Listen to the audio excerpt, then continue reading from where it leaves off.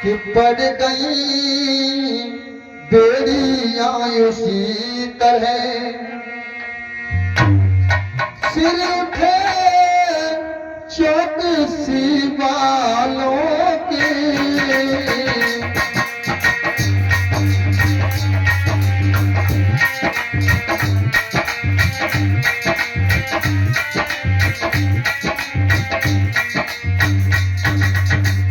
हुआ क्या?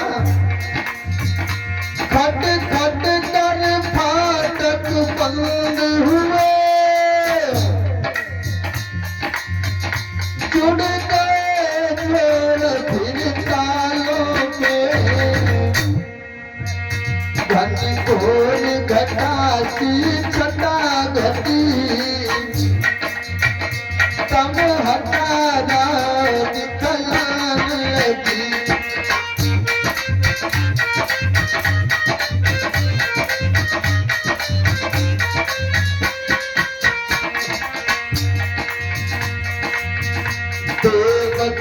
देवकी गोदी में, जैसे ही देवकी की गोद में वो कन्या आई, देवकी देवी की गोदी में कन्या फिर रुदन मचाने लगी।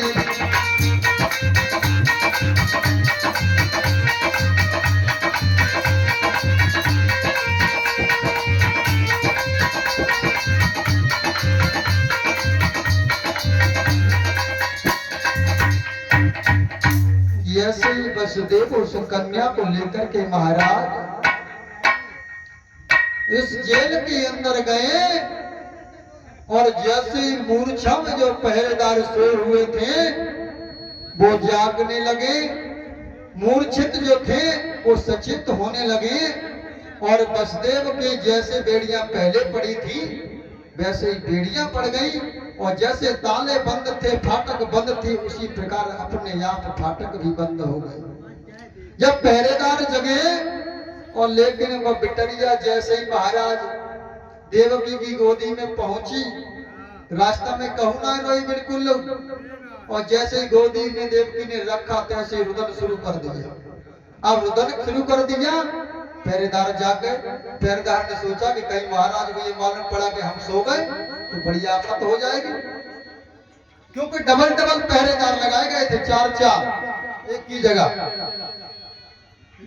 अब पहरेदार भागते हुए महाराज कंस के पास गए कि महाराज कंस, आपकी बहन के यहाँ अवतार हो गया, जन्म हो गया। अब महाराज का को ये मालूम पड़े कि मेरा काल पैदा हो गया तो वह चैन पड़ेगा का? ढंग से सवेरा भी नहीं हुआ और कंस भागता हुआ बेकार आ गए, भागता हुआ चला, और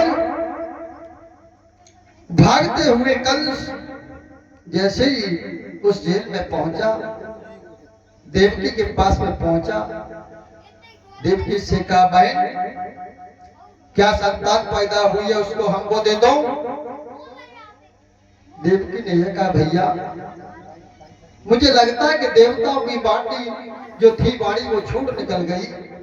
कैसे? कि देवताओं ने यह कहा था कि मेरा 8वां पुत्र जो होगा वो तेरा काल होगा, लेकिन मेरा 8वां पुत्र तो हुआ ही नहीं, ये पुत्री है। कंस के दिमाग में पहले तो यह आया कि पुत्री है तो कोई बात नहीं, ये पुत्री करेगी कहा, लेकिन फिर एक बार दिमाग में झटका लगा कि मुझसे देवर्षि नारद ने इसी बात पर एक बार मैंने देवकी के प्रथम पुत्र को छोड़ दिया था, तो देवर्षि नारद ने मुझको समझाया था कि प्रथम भी 8वां हो सकता है और 8वां भी पहला हो सकता है, तो पुत्री से भी पुत्र हो सकता है। बहन ऐसा कर, जिस प्रकार तुमने अपने 7 पुत्रों का वध करवा दिया, 6 पुत्रों का, ये पुत्री भी मुझे दे दे, इस पुत्री से मोह को त्याग दे। और जब ये कहा कि इस पुत्री को मुझे दे दे, और कंस से देवकी ने यह कहा भैया मेरे जीवन की एक डार है, इसको बनी रहने दे। ये भला कन्या तेरा क्या मत करेगी? लेकिन उस क्रूर कसाई ने एक भी बात नहीं मानी महाराज, और उस कन्या को देवकी के हाथों से छीन लिया। देवकी के हाथों से छीनने के बाद उस कन्या का पैर पकड़ा, हाथ ऊपर को किया, जैसे ही जमीन पर मारना चाहा, महाराज वो चंचला बनकर के स्वर्ग में चली गई। चंचला बनकर के स्वर्ग में चली गई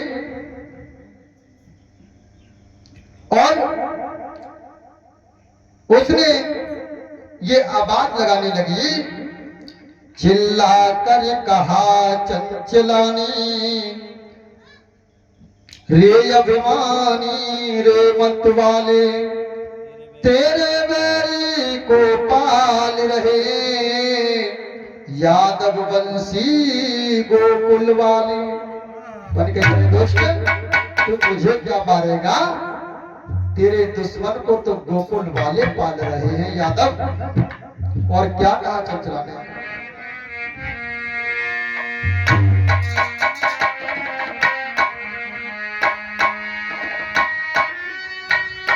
विश्वास मान रे अजान, विपदा का बीज बो चुका है, तेरे काल का रे मूर्ख गोकुल में जन्म हो चुका है।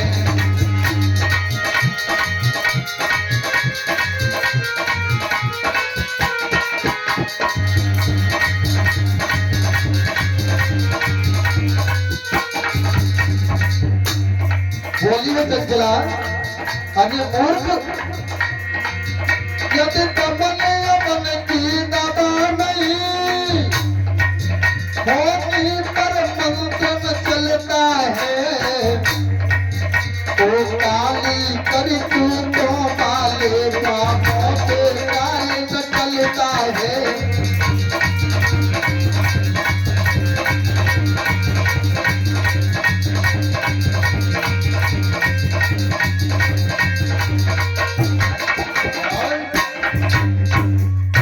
चंचला ने ये कार्य, मूर्ख तू मुझे क्या मारेगा? तेरे मारने वाला तो गोकुल में जन्म ले चुका है। और ये कहा चंचला ने, अरे मूर्ख, यदि दमन अमन की दवा नहीं और कभी मंत्रों से होनी को नहीं टाला जा सकता। और क्या पाप करने से कभी काल को रोका जा सकता है क्या? ये कहो कि हमारा काल को बांध दे, काल को मार ले। रावण कितना बड़ा बलवान था जिसने भी काल को नहीं रोक पाया। एक विद्वान लिख रहा है, जब काल के हाथ कमान चढ़े,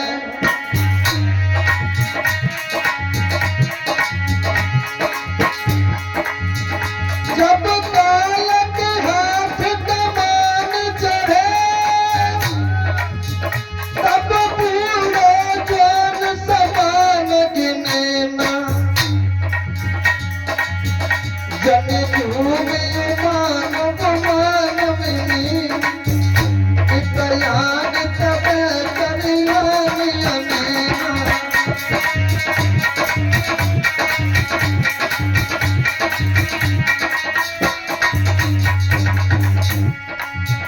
उपचार करे प्रतिकार करे, हथियार के चुकाव नहीं ना।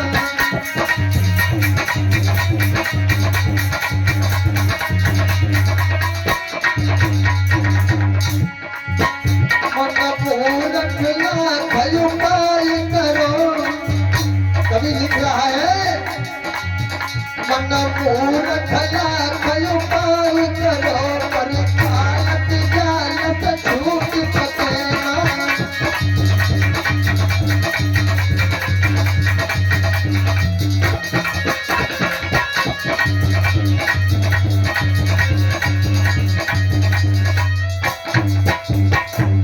कवि ने ये लिखा है कि जब काल के हाथ कमान चढ़े तब बूढ़ो जवान समान गिने। जब काल के हाथ में कमान चढ़े तो न वह बूढ़ो देखे, बाकी ले तो सब एक समान है, चाहे बूढ़ा हो चाहे जवान हो चाहे हाल का ही पैदा क्यों ना हो। और ये कहा है कि काल जब आता है और जिस हमें व्यक्ति का समय आता है तो बड़े बड़े विद्वानों में भी समय को नहीं टाल पाया। तो अरे मूर्ख, तू ये कृत्य करके पाप करके भला तू अपने काल से बच जाएगा। चंचला तो ऊपर चली गई। अब कंस के मस्तिष्क में झटका लग गया, मेरा काल गोकुल में, अब मैं क्या करूं। सभा जोड़ी और ये कहा कि बड़े बड़े महावीर सरदारों, जितने भी शूरवीर हो, मंत्री से यह कहा कि मंत्री हमारे जितने भी हितैषी सबको एकत्रित करो। तो मंत्री ने एक बात कही, महाराज बात क्या है। कंस ने कहा कि बात यह है कि मेरे दुश्मन को गोकुल के जो यादव है उसका पालन पोषण कर रहे हैं। ये मुझे चंचला ने कहा है, जिसे हम तो आज बिजुली कहते हैं, बिजुली कहते हैं, वही चंचला थी, बन गई थी। तो कंस के मंत्री ने एक बात कही, महाराज एक बात कही तुमसे अगर मानो तो कि मौत का समय जो है उसको कोई टालने वाला नहीं। पहले तो आप आकाशवाणी के चक्कर में पड़े रहे, आपकी बहन के 6-7 पुत्रों का आपने वध कर दिया, अब आप गोकुल के यादवों के पीछे पड़ने वाले हो। भला ऐसे क्या तुम्हारी मौत टल जाएगी क्या। तो मंत्री ने एक बात समझा करके कही कि राजन, कि मौत का समय जो निश्चित है वह उसी समय पर आएगी, और जिस समय मौत आ जाएगी तो घड़ी न मिलने पाएगी।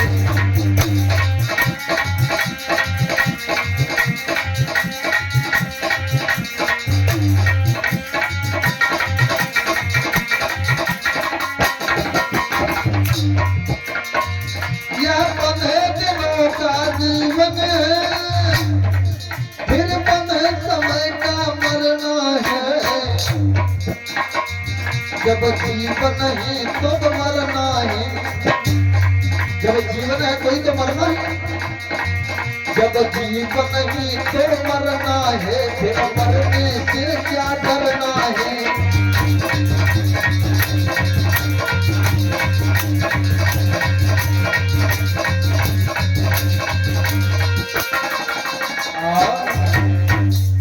ये कहा कि महाराज आप मौत से इतना डर रहे हो, मौत तो एक दिन वैसे ही आनी है, भला जीवित कब तक रहोगे। मौत तो आनी ही है, लेकिन दुराचारी कभी ये नहीं सोचता कि मेरी मौत भी आएगी क्या। कंस को खूब पता है। अब कंस ने दरबार लगाया, जा पहुंचा दरबार में कंसासुर तत्काल सरदारों के सामने बोला बीड़ा डाल। सरदारों के सामने ये बीड़ा डाल दिया, ऐसा कोई शूरवीर हो जो गोकुल में 2-4 दिनों को बच्चा होए, 2-4 दिन में जिसने जन्म लिया हो, उन सबको मार डाले।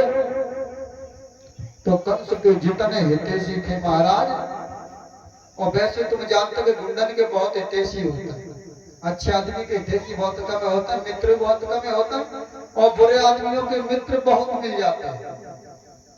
तुम्हारे कितने हमारी वही 12-2-4 तो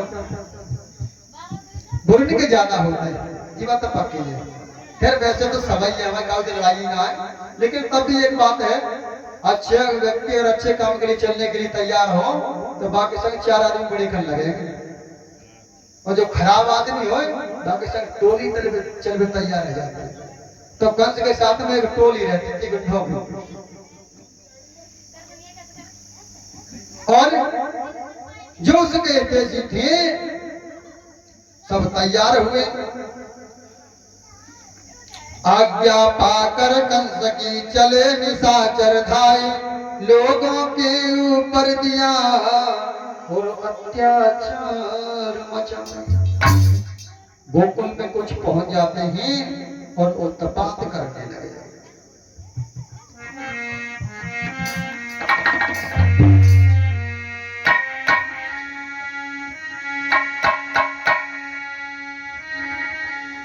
उस एक जीव की जीवन पर बल हुई अनेकों जीवों की।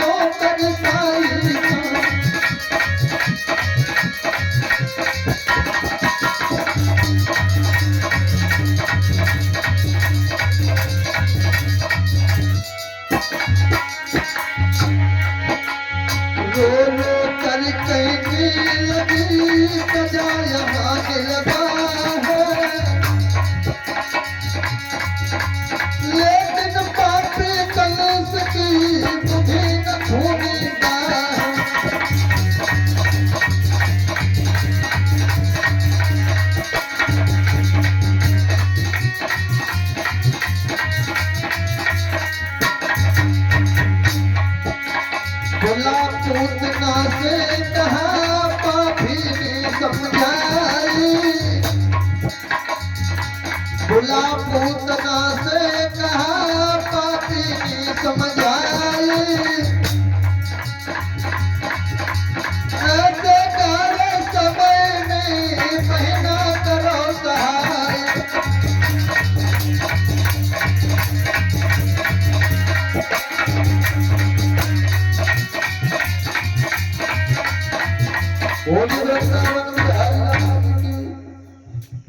अब उस एक बालक के चक्कर में, अकेले कन्हैया के चक्कर में कंस ने सैकड़ों बालकों को जो गोकुल में जन्म लिए थे 2-4-10 दिन के, सबको मरवा दिया। लेकिन भगवान कन्हैया का तो अवतार ही इसीलिए हुआ था।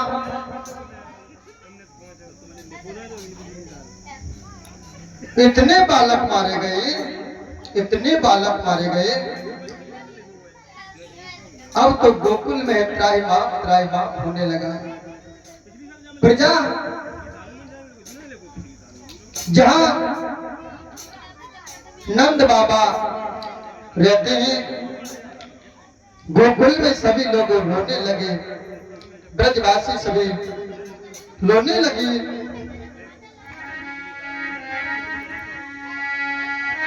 कभी ने तो ये लिखा,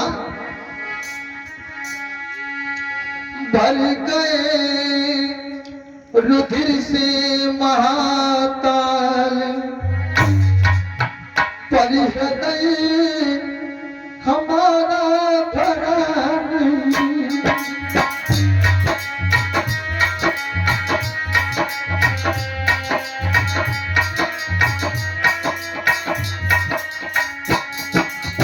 जब कंस के जो साथी थे वो अनेक लड़कों का वध करने के बाद कंस के पास आए। किसी ने यह कहा कि मैंने 10 पुत्रों का वध कर दिया, किसी ने यह कहा कि मैंने 20 बालकों को मार दिया, लेकिन कंस ने यही कहा कि महाराज अभी भी हमें चैन ना परी गए रुधिर से महाकाल, परी हृदय हमारा भरा नहीं।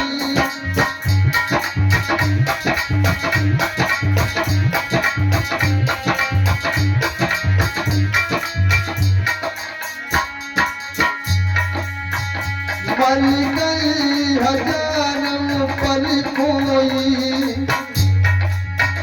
ब्रजवासी बालक मरा नहीं।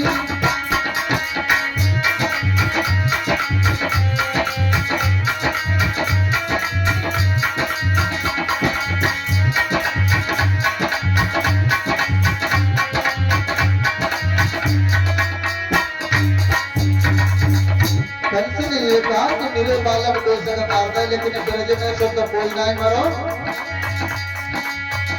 इसलिए वहीं पर जा देवी श्रृंगार साज ब्रज वालों की, छल पल से पार निकाल देना सारे यदुवंशी मारों की।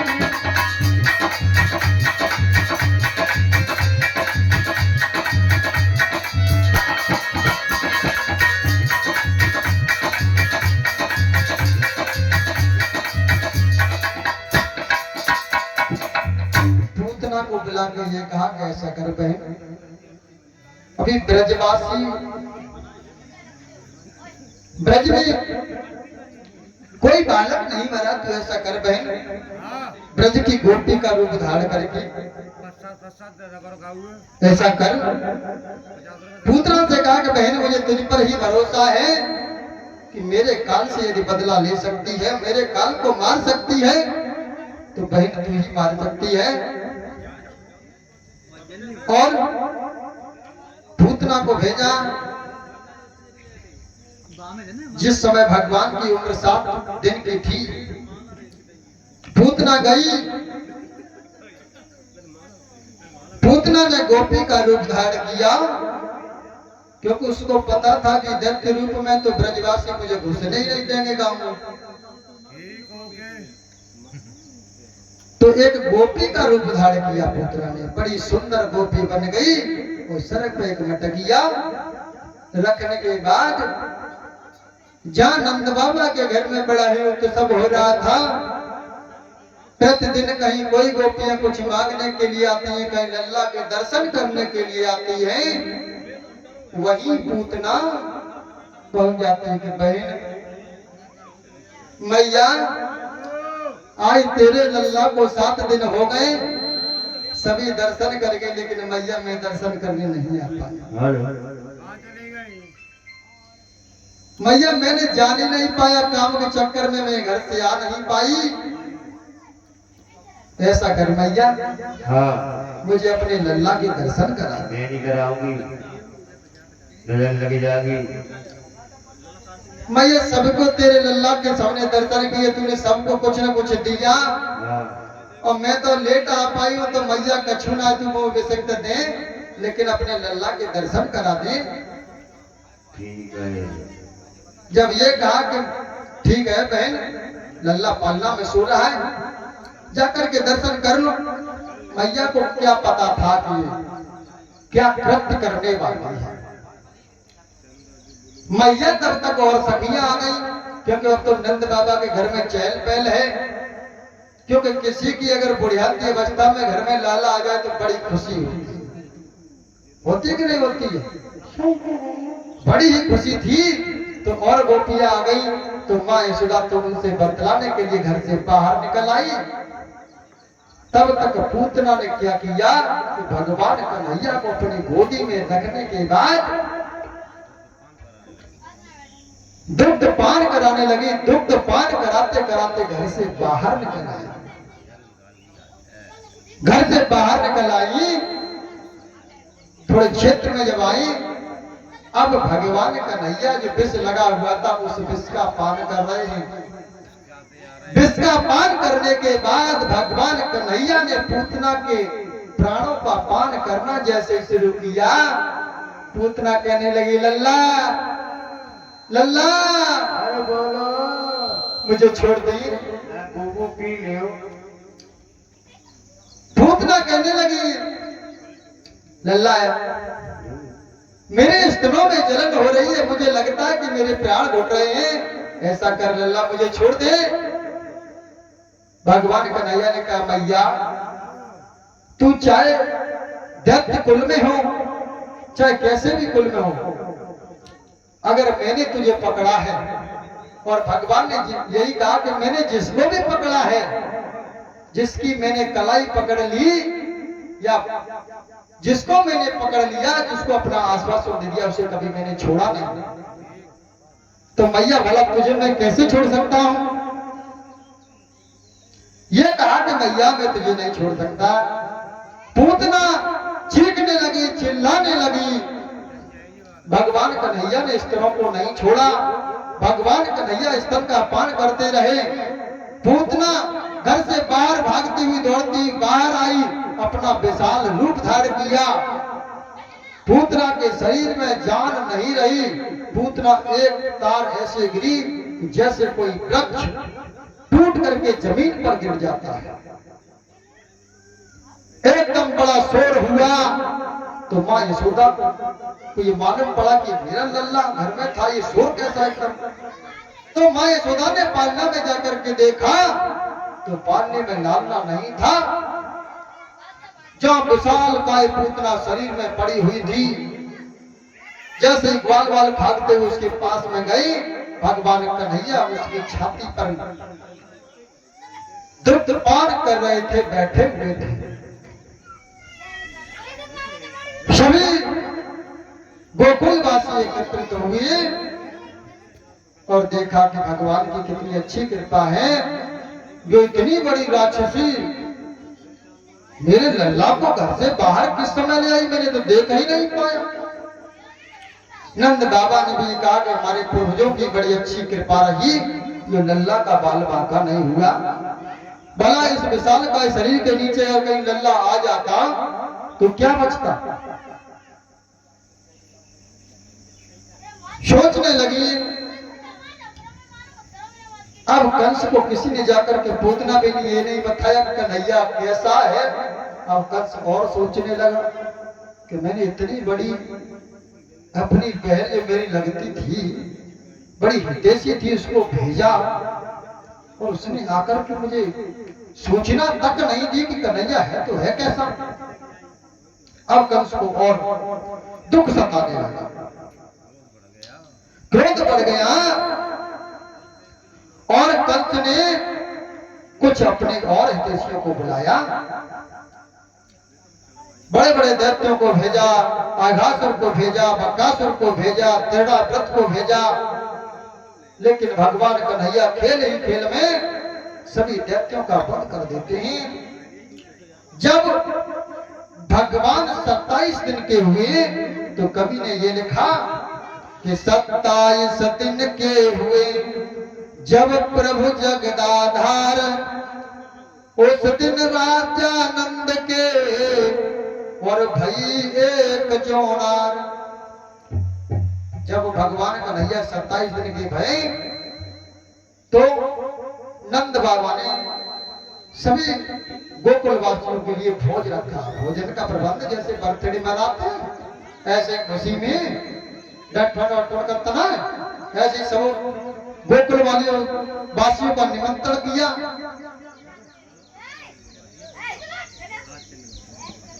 सभी गोकुल वासियों को जब निमंत्रण किया और बड़ा ही उत्सव है, नंद बाबा के घर में ग्वाल बाल आते जाते हैं, भोजन पाते हैं। महाराज एक काम हो गया, उसी दिन घर में चल पहल तो थी और भगवान कन्हैया जहां सो रहे थे पाल। और उसी समय एक सकटासुर नाम का दैत्य आया। सकटासुर नाम का दैत्य जैसे ही आया तो हुआ क्या, सकटासुर नाम के दैत्य यह भगवान कन्हैया सो रहे थे झगड़े में, तो सकटासुर नाम का दैत्य घात लगा करके बैठ गया। और घात लगा करके बैठ गया। भगवान कन्हैया ने, आपने देखा होगा कि छोटा बालक जो होता है अपने पैर का अंगूठा पैर को हाथ से पकड़ के मुंह में ले जाने की कोशिश करता है। वो सकटासुर दैत्य पालने के पास में बैठा ही था। अब जैसे भगवान कन्हैया अपने पैर को मुख की ओर ले गए और मुख की ओर ले जाने के बाद एकदम से पैर को छोड़ दिया तो सकटासुर दैत्य जहाँ बैठा था तो उनका पैर उनसे टच हुआ और उस सकटासुर दैत्य का वही प्राणांत हो गया। बोली वृंदावन बिहारी लाल की। भगवान कन्हैया ने इस तरह से सकटासुर दैत्य का वध किया और समय गुजरता गया। धीरे धीरे धीरे धीरे जब भगवान तनिक सयाने हुए, भगवान ने खेल खेल में अन्य दैत्यों का वध किया। भगवान जब तनिक सयाने होने लगे, कंस को बड़ा दुख सताने लगा कि आज तक मैंने अपने न जाने कितने हितैषी प्रेमियों को भेजा, लेकिन किसी ने आकर के मुझे ये नहीं बताया कि कन्हैया मोटा है या पतला है, काला है, गोरा है, छोटा है, लंबा है। किसी ने आज तक आकर के मुझे यही नहीं बताया। अब कंस को बड़ी पीड़ा सताने लगी। इधर भगवान गोकुल की ओर ध्यान देंगे। भगवान कन्हैया इधर बड़े ही खेल कूद में मग्न रहते हैं। साथ के ग्वाले ही मंस का छिदामी और भी अन्य ग्वाले ही भगवान कन्हैया ग्वालों के साथ में बड़ी ही खेल क्रीड़ाएं करते हैं। और जब भगवान कन्हैया थोड़े सियाने हुए तो भगवान कन्हैया का काम, यदवेश भैया सबसे पहला काम माखन चोरी का रहा। एक दिन सभी ग्वाल एकत्रित हुए। ग्वाल एकत्रित हुए तो कहा कि भैया आज तो ऐसा करते हैं, माखन की चोरी करने के लिए चलते हैं। तो ये कहा सीधा माने भैया माखन की चोरी करेंगे तो करेंगे कहाँ? हम बताएं। हाँ भैया, शीला बाबी करेंगे। हाँ भैया ये बात ठीक है। पर भैया एक शर्त है। बोलो। माखन तू खातो पाई पाई हमें दे तो भैया हम तो जान देना। नहीं भैया ऐसी बात ना है, तुम्हें माखन खिलाएंगे। देख लिया। हाँ बिल्कुल बिल्कुल माखन खिलाएंगे आप। और भगवान कन्हैया ग्वालों को साथ में लेने के बाद मनसुका, छिदामी, सीदामा, भगवान कन्हैया, बलराम अन्य ग्वालों को लेकर के चले हैं।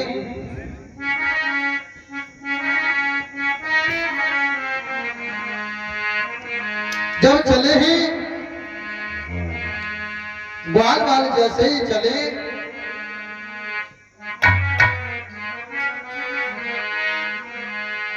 और जाकर के जब देखा, शीला भाभी के घर में जैसे ही पहुंचे थे देखा क्या कि जो ग्वालनी थी वो दधे की मटुकिया को सीटे पर रख करके और कहीं पानी भरने के लिए चली गई।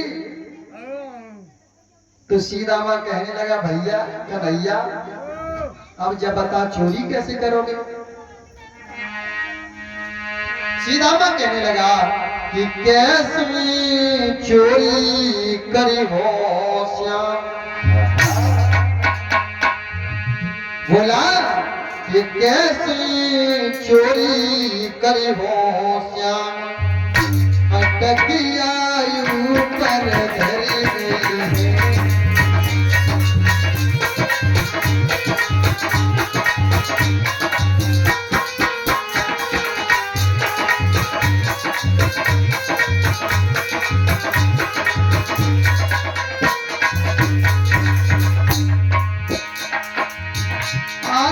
ऊपर धर गई है, कालिन चालाकी कर गई है, कैसी चोरी करी हो श्याम, अटकिया ऊपर धर गई है।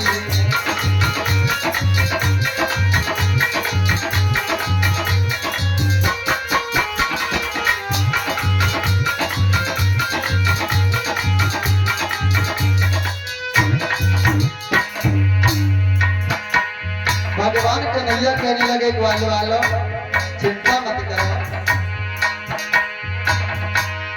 भगवान कन्हैया ने कही एक युक्ति है हमारे पास, अगर तुम कर सको तो। कहीं मन मोहन मत घबरा,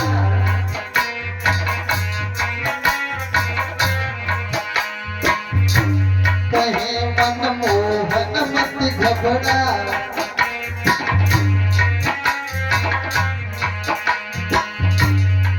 सुपानी जेत मलखना,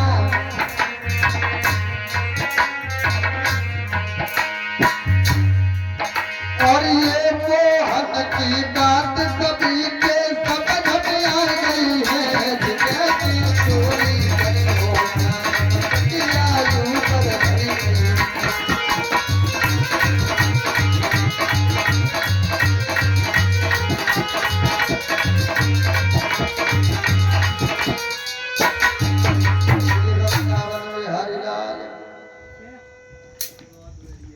भगवान कन्हैया कहने लगे इसकी आप चिंता मत करो, इसका उपाय हम पे है, लेकिन आपको ऐसा करना पड़ेगा भैया।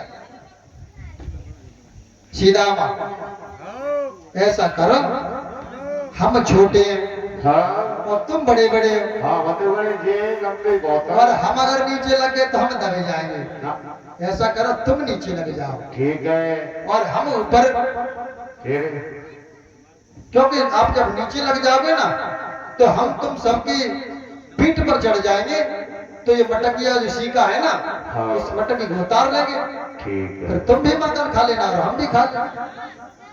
सबने कहा ठीक है भैया।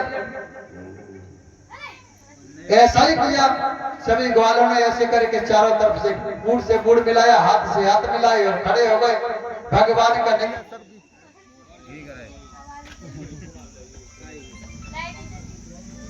जनरेटर में इतना बात दो।